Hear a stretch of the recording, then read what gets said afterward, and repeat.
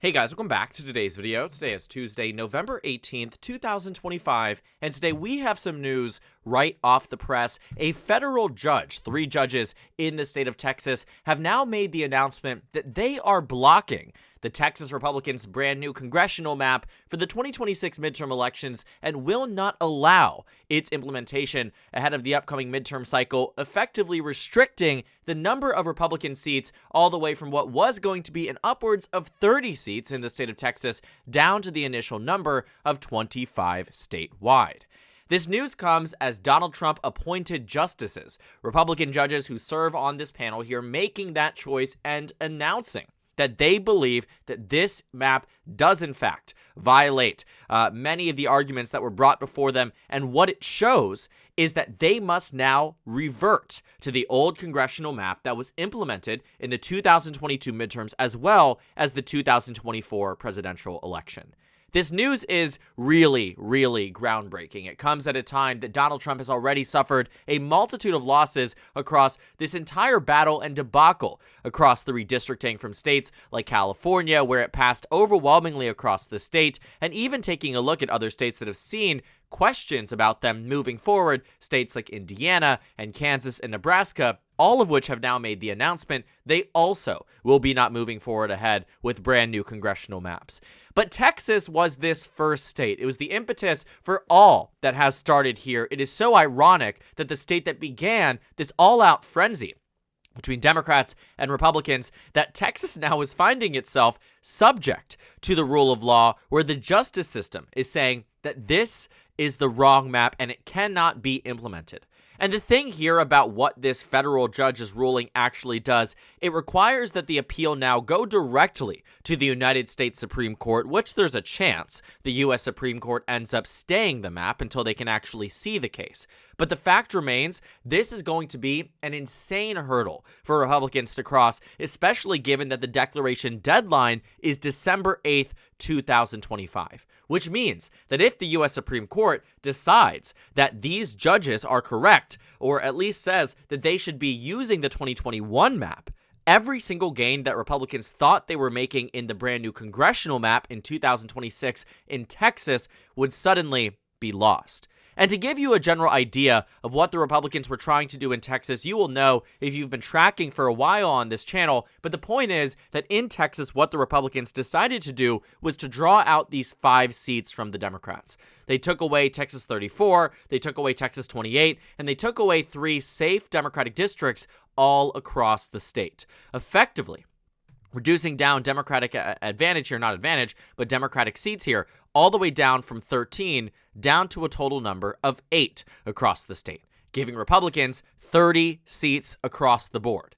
It would be one of the most lopsided majorities that Texas has seen in either party's political favor, but it was done so at the request of Donald Trump, who on the national level realized the stakes of the elections were far too high and that Democrats might seriously oust Republicans in a major way in the 2026 midterms. So if Texas and other states were to follow suit on this mandatory redraw, and again, at the request of the President of the United States, it was very possible that Texas ultimately ended up leading that charge and ushering in Republicans all across the country. And so while we see, this Texas map being held up, it could seriously hold the Republican Party in jeopardy for 2026, given that Democrats likewise retaliated in the state of California. And if you want to know the major difference between Prop 50 and the Texas maps, essentially, Texas went about doing it by cracking vote share amongst different demographic groups and doing so to reduce the amount of Democratic representation.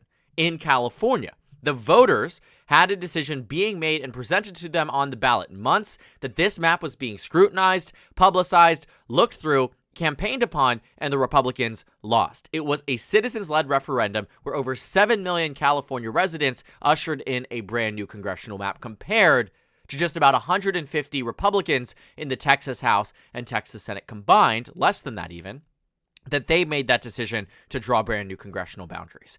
And so this loss here for the GOP is so significant. It's not the end of the journey for the GOP. They could appeal this to the U.S. Supreme Court, which there's no doubt in my mind that they will do so. But the fact remains that if this court case ends up being something that is maintained by the United States Supreme Court, Republicans wouldn't necessarily even be in a position where they're at even odds with Democrats when it comes down to the 2026 midterms. If you throw in California, but withdraw the state of Texas, all of these redraws here would be seemingly pointless because Democrats would undeniably come out on top. Now, these federal judges did indicate that they are also very interested to see what the Supreme Court has to say surrounding the Voting Rights Act. If the Supreme Court upholds the VRA, this holding will probably be upheld as well.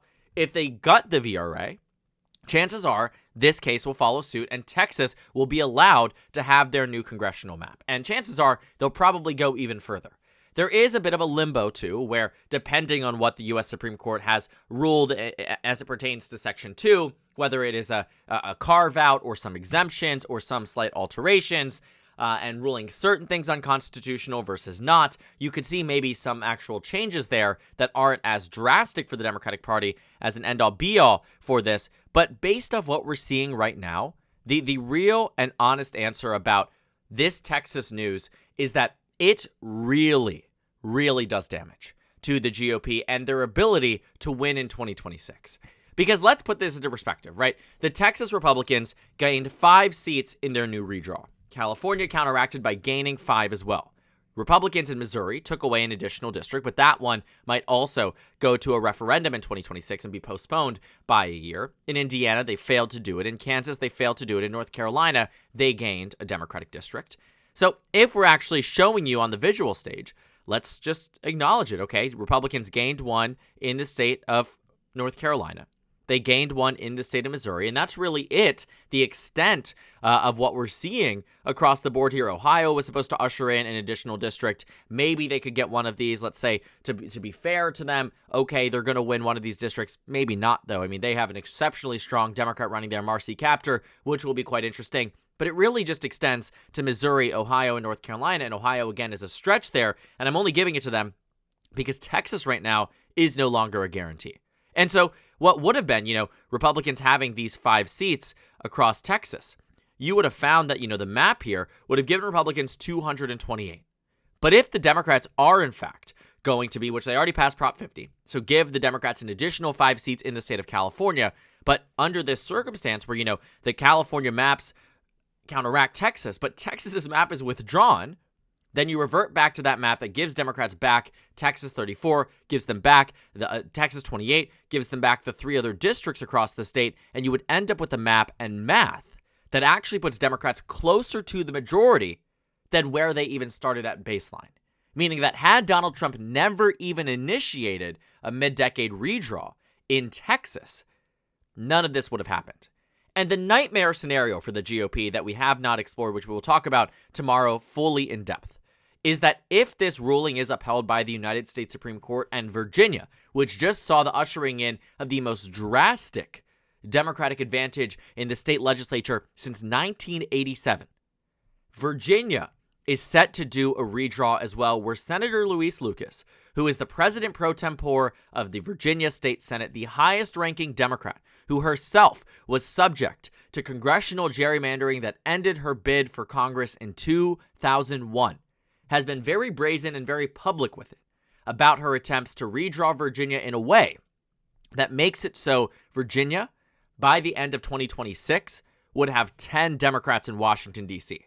And so to put that into perspective, you'd be flipping nearly every single Republican district in Virginia, save 1, which means that if Texas's ruling is upheld and the United States Supreme Court does in fact agree with these Trump-appointed justices that or judges that Texas's map violates the actions of the voters and violates the principles that are outlined by the VRA, Democrats not only would be gaining seats, but would start out as the favorites for the majority just based off last year's election.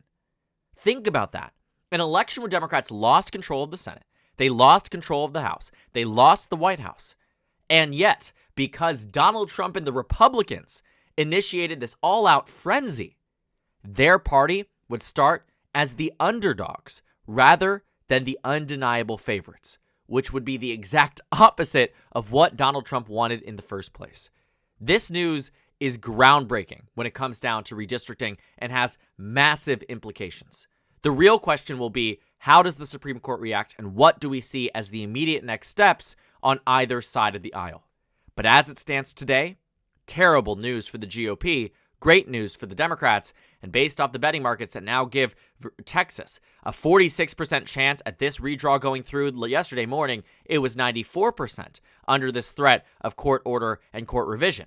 Massive, massive change. And it looks like the Democratic Party comes out on top in a win after weeks of victory across the country. Texas now giving Democrats yet another one in this groundbreaking news.